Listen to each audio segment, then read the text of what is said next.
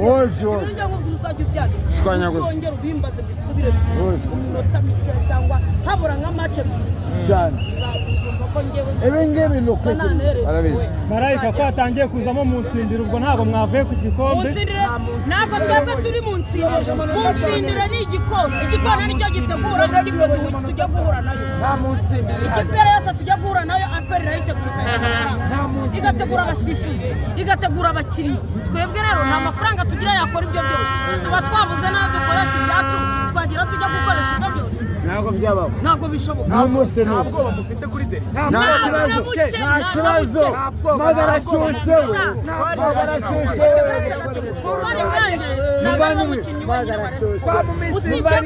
ari umukinnyi mwiza twemera uri kumva neza ariko ntabwo badufite mwana iyo uvugisha n'umuntu uramureba no mu maso niyo yakubeshya ukabona ko urabizi umukinnyi uwo ari we wese yatsinda igitego uri kumva neza kandi na Keva azaba yakize ibi bikona rero biri kwikirigita bikiseka nabyo turaza kureba ni ukubigira gutya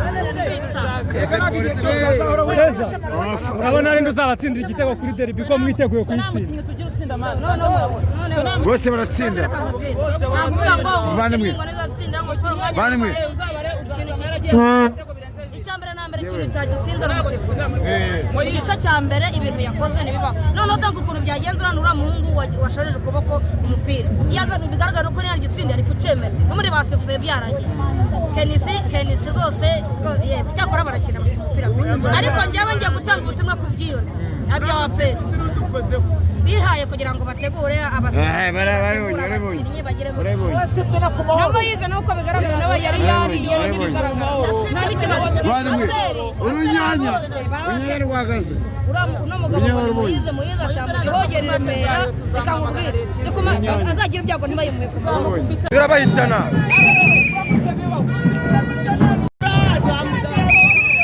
umusifuzi ari kutwiba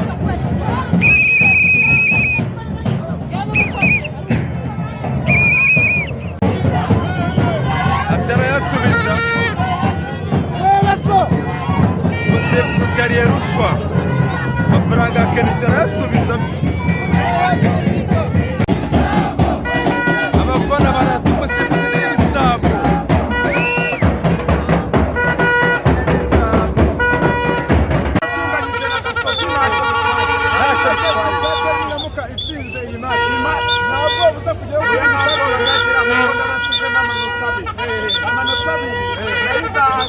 inyuruka inyuma ntabwo ngewe bingoye kuba hasigayemo amanota abiri icya mbere ni uko izaza inyuruka inyuma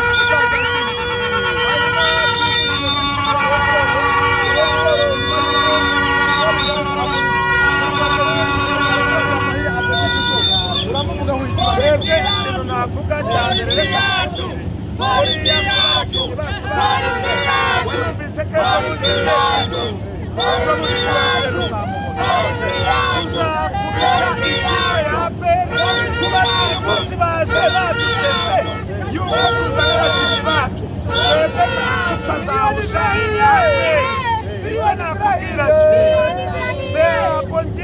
ndakubwiza ukuri ejo bundi abakinnyi banjye ndababitse umukinnyi wacu Bongangi yagiye kwivuza ejo yemeye kurara mu bitaro kandi yari yaravuze ko azajya kwivuriza iwabo ndamwibikiye ejo bundi azakira kandi azabona n'igitego cye mu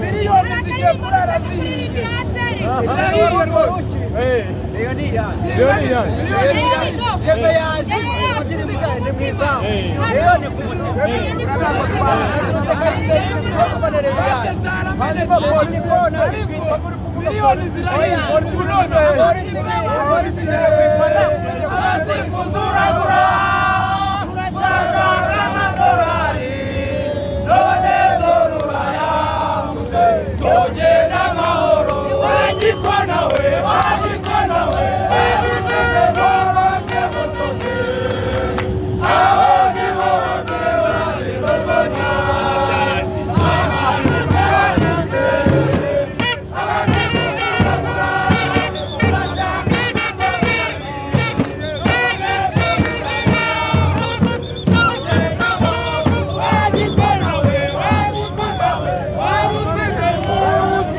Klabu Giant si maneno ya kusema pale kubara. Club Giant ni mwenye fasi moja. Mwenye fasi moja mwezi ine ni nani? Ni mimi. Maneno mengine kwa masikio yako siwezi kuyasikia. Mimi nitafuta kumwambia, si ndio? Na kuje tucheze mchezo. Kila siku anasema bla bla, ni kwa Club Giant. Mwenye gombania goli ni wa nani? Mwenye kuvawa mvunjo wa vitenge. Na mwezi yote Bazeli Tuli yote nitaimaliza. Nilikuwa fasi moja, nitabeba kikosi cha champions, sio kweli? Ule msemaji anasema kila siku ni wenye timu Club Giant, akadanganya washabiki wa timu ya APR, ni wenye Club Giant, timu ya Leo Sport ni wenye gombania goli. Sasa kugombania goli kufika siku hii nilikuwa fasi moja, si ndio? Ni timu gani itakuja hapa ikanisema atremuka hapa kwa huo hapo, kwa hiyo fasi moja mimi nishimane hapo, sio kweli?